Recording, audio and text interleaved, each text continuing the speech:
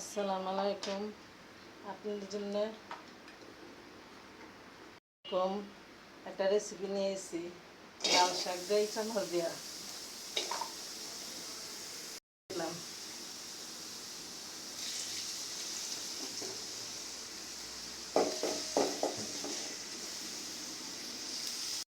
আদা রসুনটা দিয়া দিলাম,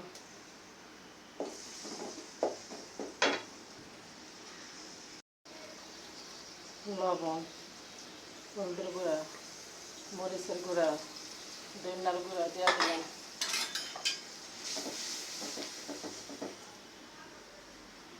দিয়া দিলাম, এই চামচটা ভাজা ভাজা হোক। দিয়া দিলাম,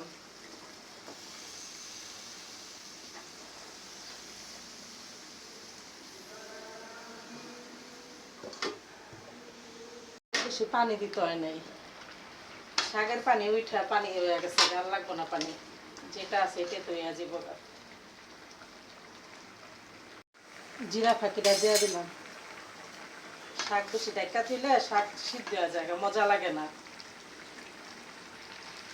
রেসিপিটা হয়ে গেছে। ভিডিওটা যদি ভালো লাগে লাইক কমেন্ট শেয়ার করে দিন।